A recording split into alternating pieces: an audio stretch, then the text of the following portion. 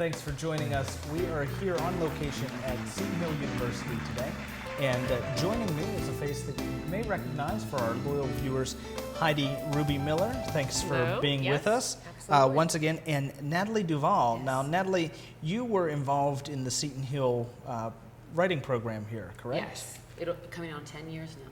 Okay, and Seton Hill has put together a great conference. Heidi, why don't you just tell us for a moment about that conference? Sure. The In Your Right Mind conference is actually started as an alum retreat because the Writing Popular Fiction graduate program, everyone loved it so much they did not want to leave Seton Hill once they actually graduated. So a bunch of local alum had gotten together and decided we'll form this retreat. And before we knew it, it actually became a full-fledged conference that runs concurrent with the MFA residency. So it's wonderful. Current students get to meet all of the alum during June and get to see what kind of network. We have an incredible network here. I was able to be on campus last night for a book signing event, and I was just amazed the people that we met from all across the United States, really, and people that are active in the industry.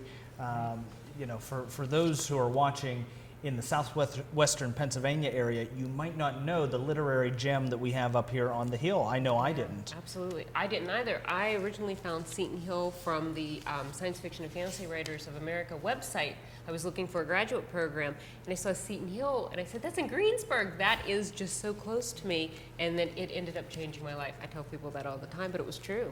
Well, it especially changed Natalie's life because she met her husband here. It was an expensive dating service. It was? But it worked out well. Yeah, it sure did. Well, Natalie, you're from central Pennsylvania, small town. Why don't you? It's near Hershey. Okay. So that's why we bring chocolate every year. Okay. So, yeah, I'm sorry, I didn't bring any to set. Yeah, that's okay.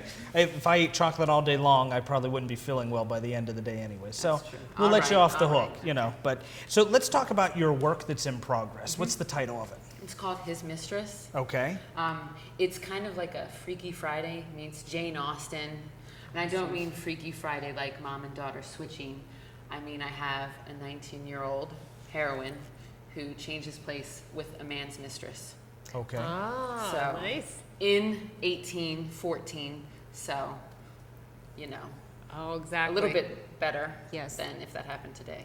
So from the piece, I know you're working on it. What is your favorite character? Who have you enjoyed developing and putting together for the book? You know, to be honest, I usually like all of my characters for some reason. In this one, though, I have a character I don't like. That's probably because this is my 5th revision. Heidi probably knows it. This is my 5th revision.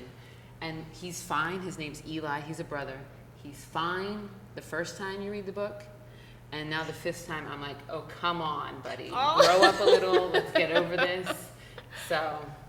He's not endearing to you at all. No, it's really like, grow up. It's time to grow up. Fortunately, he's not the hero, so I'm okay with that. But Adds a little spice to everything. yeah, it does. He's a foil, so it works. So where does the book take place? What's the setting? It's a Regency set, historical. So for anyone who's not familiar with it, it really is when Jane Austen was writing Pride and Prejudice, Sense and Sensibility. It's that time period. Okay. So we're in Regency, England, London most of the time. And Regencies have really seen a resurgence. A huge resurgence. Yes. Now, have you traveled there yourself? Why don't you tell me a little bit about your personal travels? No, unfortunately, that's when I sell the first one. That's the first place we're going. We're buying a massage chair, and we're going to London. It's good to have priorities set. Thank you. Thank you. Yes. We do travel pretty much over the East Coast. So that is actually helpful in research because you'd be surprised about how many people are Jane Austen aficionados. So there are oodles of places up and down the coast where you can go and find historical artifacts, Regency period pieces, and things like that. Sit in the chairs. So it's nowhere close to going over to where Jane Austen lived in Bath or anything like that. But it's reasonably priced. Sure. So, you know, we've seen a number of Jane Austen films that have come out recently. And I'm a big, actually, Jane Austen fan. I don't know if that's normal for a guy, but You'd be surprised how many men are. I know quite a few. but and I've, women like men who are like that. yes, So. well, hey, that makes us more popular. Yes. Pride and Prejudice, I've read time and time again, and I'm not always a huge fan of the movie, so I have to get your take. What do you think about the Jane Austen inspired motion pictures? They're mass market now, I think. I'm a high school English teacher, so when Keira Knightley's Pride and Prejudice came out, I actually took a group to see it, and it was palatable for them, whereas we had read it 2 weeks before, and that was not so attractive. Interesting. So it does at least bring people into her who might not have. It's opening up a new audience to her opening up. work. Yeah. It loses all of her nice dialogue and witticisms, but I'll take it. I'll take it. You I get to see noticed- Mr. Darcy. Exactly. You know. Anytime you put a face sometimes with the Yeah. character, some people are visual, so. Yeah. It's funny after you watch one of those and then you reread the book and how much the movie influences the pictures that were in your mind. Right. And sometimes that almost destroys a book for me. I don't know about you. Sometimes that happens, you're right, and other times it enhances it. Or sometimes you can almost separate the movie from the book and say, okay, this is two different types of media. Sure. And I'm okay It's with not this, and exactly. So while we're talking motion picture, let's get a little more into your psyche. Television or movies? Yes. Yes. Yes. Yes. Both, all the time. I'm one of those people, as soon as I get home, the TV's on. I need the noise background, so that's... So if the TV's on, what's it tuned to? Oh, that's a good question. Usually, we're going to hit the channels that are playing repeats of Pride and Prejudice. I do like the Keira Okay. Knightley version. The It's almost Princess like there was a Bride. confession. Yeah, The Princess Bride was on VH1 frequently. Well, So it's anything. is that why I we're can just having the pick up theme for the ball because of your my obsession? TV Yes. addiction? Yes. So So you'll be in costume tonight at the I will be in ball? costume. I will. Yes. Our producer Ken Hager, who's with us tonight, he is also going to be in costume. I heard he has a large treasure trove of costumes. Oh, He that does. gets Now unpacked. he's moving from Pittsburgh to Uniontown in summer. You know, there's like 3 U-Hauls of stage clothes that Thought haven't so. moved. Well, Wow. what people Back can't with him. see now, since he's behind the camera, is he is in costume now. Yeah. I Yes. know. I mean, that's So- dedication. When he knew that he could wear a mask all day long, he was- yeah. He was all for it. So everyday eats. What's your favorite food? Oh, you're asking me these questions where I'm like, anything you give me. I am a sweet person. Me too. Sweet, so anything that has dough with sugar on top. You got And chocolate. pies, chocolate, Oh, goodness, yeah. cupcakes, donuts. We will have donuts tonight, so Oh, art. Yeah. That would be cool.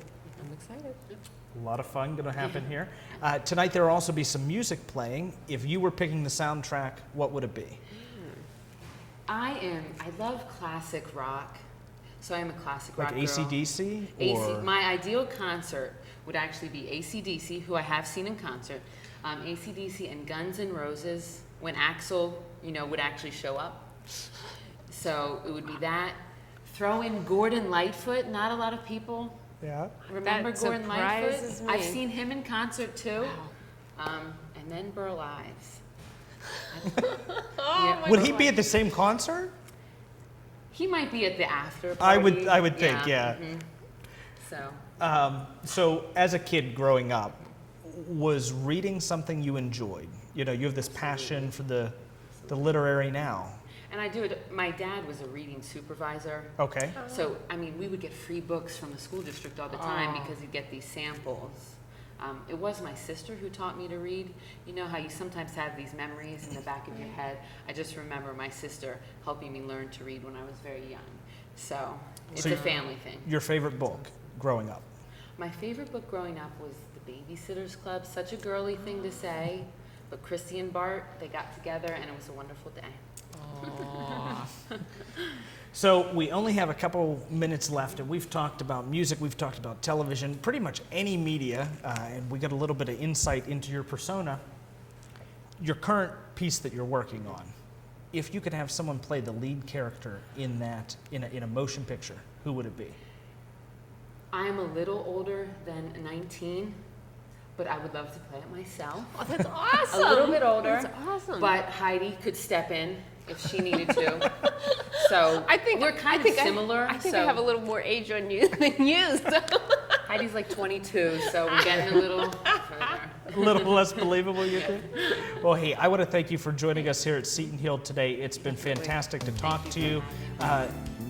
People can contact you or connect with you, Facebook, Twitter. Do you do any of those things? Twitter, Pigeon, it's all good. It's all good. Natalie, Duvall, we'll be right back after these brief messages.